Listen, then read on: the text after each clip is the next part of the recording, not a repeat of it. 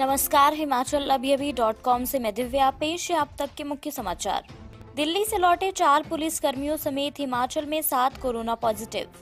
गलोड़ के गोइस गांव में व्यक्ति की हत्या, लोग शव लेकर सड़क पर बैठे। निजी स्कूलों को अब लिखित में देनी होगी फीस की पूरी जानकारी। पायलट गुट को बड़ा झटका, बागी विधायक भंवर लाल और विश्वेंद्र सिंह निलंबित। पीएम मोदी आज करेंगे यूएन को संबोधित, यूएनएससी में जीत के बाद पहला संबोधन। देश में संक्रमितों का आंकड़ा 10 लाख के पार, 24 घंटे में 34,956 नए मामले आए। कुलगांव में मुठभेड़, सुरक्षा बलों ने सुबह सवेरे मार गिराए 3 आतंकी।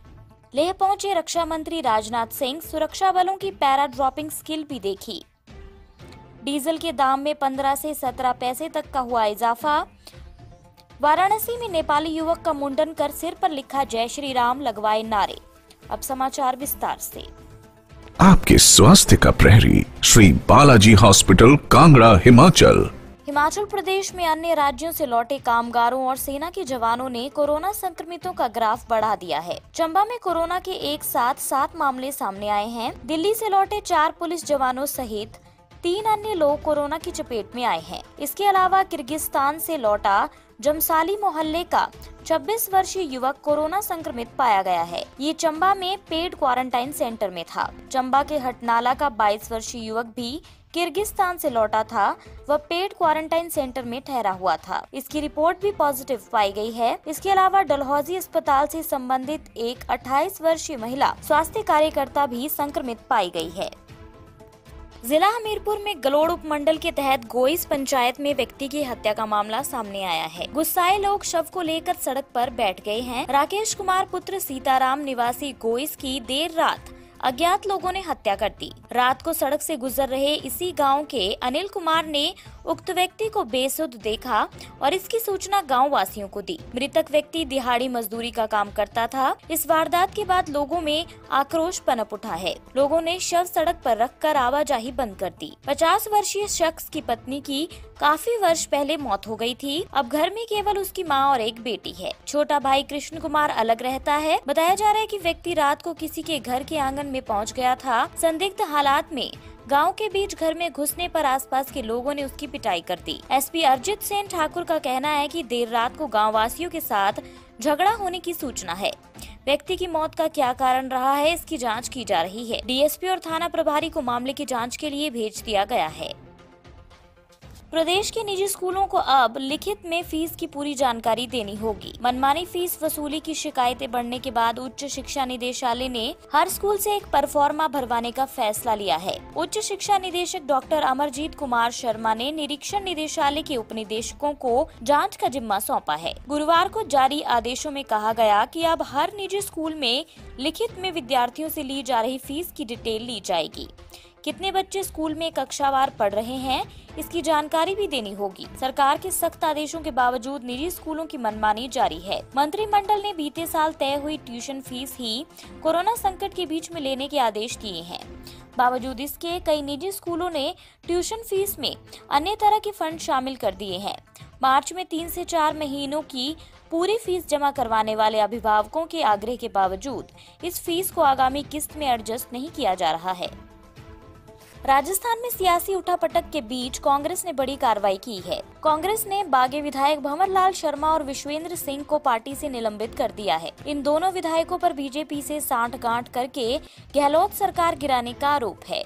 इसके साथ ही कांग्रेस ने कहा कि सचिन पायलट अपनी स्थिति साफ करें। कांग्रेस प्रवक्ता रणदीप सुरजेवाला ने कहा कि आज बीजेपी राजस्थान की सरकार गिराने की कोशिश कर रही है और इसके कुछ ऑडियो भी सामने आ रहे हैं, जिसमें राजस्थान के कांग्रेस विधायकों को खरीदने की कोशिश की जा रही है। सुरजेवाला ने कांग्रेस नेता भंवर लाल शर्मा और बीजेपी नेता संजय जैन की बातचीत के बारे में बताया। उन्होंने कहा कि भंवर लाल शर्मा और विश्वेंद्र सिंह को कांग्रेस की प्राथमिक सदस्यता से निलंबित कर दिया गया है। पार्टी ने उन्हें कारण बताओ नोटिस भी जारी किया है। सचिन पायलट के साथ बातचीत के सवाल पर रणदीप सुरजेवाला ने कहा कि किसी स्तर पर बातचीत हो रही है, उसको लेकर मैं यहाँ कुछ नहीं कह सकता। हमारा कहना है कि सुबह का भूला अगर शाम को घर आ जाए तो उसे भूला नहीं कहते। पीएम नरेंद्र मोदी आज संयुक्त राष्ट्र आर्थिकी और सामाजिक परिषद की अहम बैठक को संबोधित करेंगे।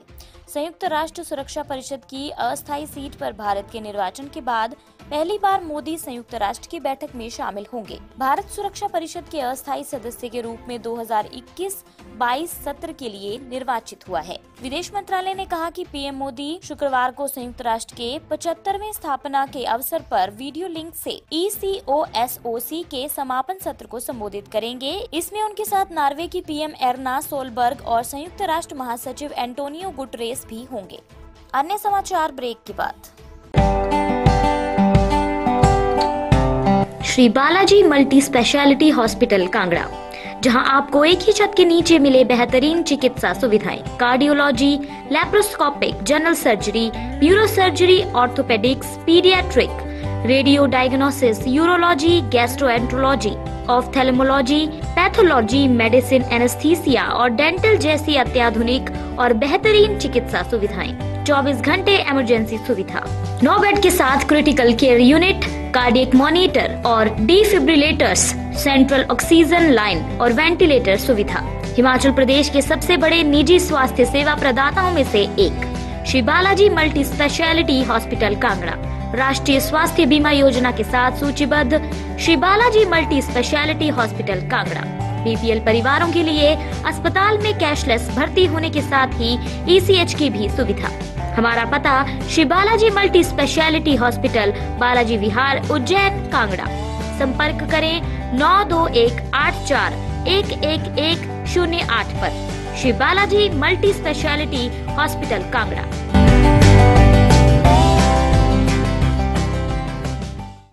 केंद्रीय स्वास्थ्य मंत्रालय ने बताया कि भारत में कोरोना वायरस संक्रमितों की संख्या 10 लाख को पार कर गई है। मंत्रालय ने बताया कि पिछले 24 घंटे में कोरोना वायरस के 34,956 नए मामले सामने आए हैं। ये एक दिन संक्रमित होने वाले लोगों की सबसे अधिक संख्या है। इस दौरान 687 लोगों की इस खतरनाक वायरस से मौत हो गई है। इस तरह देश में कोविड-19 से 10,03,832 लोग संक्रमित हो चुके हैं। वहीं देश में कोरोना के 3,42,473 सक्रिय मामले हैं। इसके अलावा 6,35,457 मरीजों को अस्पताल से छुट्टी दे दी गई है। भारत में कोविड-19 से अब तक 25,602 लोगों की मौत हुई है।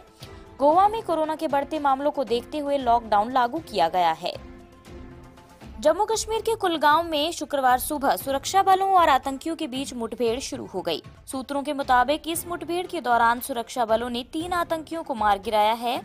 अब भी इलाके में सुरक्षा बलों का ऑपरेशन जारी है। फिलहाल मारे गए आतंकियों की पहचान नहीं हो पाई है। जानकारी के अनुसार जवानों को कुलगाम के नागनाद चिम्मेर इलाके में आतंकियों के छिपे होने की सूचना मिली थी, जिसके बाद पुलिस, सेना और सीआरपीएफ की संयुक्त टीम ने इलाके को घेर लिया और सर्च ऑपरेशन चलाया। इस बीच इलाके में छिपे आतंकियों ने गोलीबारी शुरू कर दी, जिसके बाद सुरक्षा बलों ने जवाबी कार्रवाई की और मुठभेड़ शुरू हो गई। अब तक सुरक्षा बलों ने 3 आतंकियों को मार गिराया है। बताया जा रहा है कि अभी इलाके में और आतंकी छिपे हैं और मुठभेड़ जारी है। भारत चीन सीमा विवाद के बीच रक्षा मंत्री राजनाथ सिंह आज 2 दिवसीय दौरे पर लद्दाख पहुंचे। इस दौरान वो लद्दाख और जम्मू कश्मीर की यात्रा करेंगे।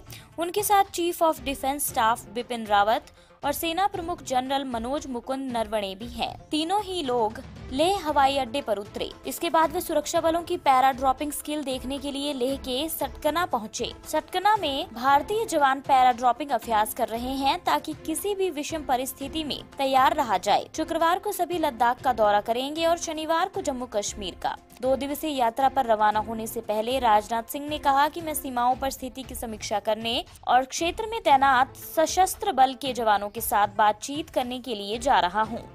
महंगाई से जूझ रही जनता को आज सरकारी तेल कंपनियों से राहत मिली है। आज देश में पेट्रोल की कीमत में कोई तब्दीली नहीं की गई है। दिल्ली, मुंबई और चेन्नई में पेट्रोल के दाम पहले की तरह हैं। हालांकि डीजल के दामों में आज 15 से 17 पैसे तक का इजाफा हुआ है। बता दें कि बीते 4 दिनों से डीजल के दाम में हो रही वृद्धि के बाद राष्ट्रीय राजधानी दिल्ली में डीजल का दाम पेट्रोल से करीब 70 पैसे महंगा हो गया था। इससे पहले रविवार को तेल कंपनियों ने डीजल की कीमत में 16 पैसे प्रति लीटर और सोमवार को 11 पैसे प्रति लीटर की बढ़ोतरी की थी। आज दिल्ली में पेट्रोल की कीमत 80.43 रुपए प्रति लीटर है। वहीं डीजल की कीमत 81.35 रुपए प्रति लीटर है। IOCL की वेबसाइट से मिली जानकारी के अनुसार कोलकाता, मुंबई और चेन्नई में 1 लीटर पेट्रोल की कीमत क्रमशः 82.10, 87.19 और 83.63 रुपए प्रति लीटर है। डीजल की बात करें तो इन महानगरों में इसका दाम क्रमशः 76.49, 89.56 और 78.37 रुपए है। नेपाली पीएम केपी शर्मा ओली द्वारा भगवान राम पर दिए गए विवादित बयान का खामियाजा अब भारत में रहने वाले नेपालियों को भुगतना पड़ रहा है। इस नफरत की आग से भारत में रहने वाले नेपाली खुद को नहीं बचा पा रहे हैं। ताजा मामला पीएम नरेंद्र मोदी के संसदीय क्षेत्र वाराणसी का है, जहां विश्व हिंदू सेना ने न सिर्फ नेपाली युवक का मुंडन करवाया बल्कि उसके सिर पर जय श्री राम भी लिख दिया। साथ ही नेपाली युवक से अपने संगठन व भारत के समर्थन में नारे लगवाए और नेपाली पीएम ओली के खिलाफ नारेबाजी करवाई। हिंदूवादी संगठन विश्व हिंदू सेना ने इस घटना का वीडियो भी बनाया और उसको सोशल मीडिया पर वायरल किया। जब वीडियो वायरल हुआ तो पुलिस एक्शन में आई और हिंदूवादी संगठन के अध्यक्ष और इसमें शामिल लोगों के खिलाफ FIR दर्ज कर गिरफ्तारी में जुट गई। इसी के साथ ये बुलेटिन यहीं समाप्त होता है। अगला रेडियो बुलेटिन सुनिए शाम 7:30 बजे। तब तक के लिए नमस्कार। आपके स्वास्थ्य का प्रहरी श्री बालाजी हॉस्पिटल, कांगड़ा, हिमाचल।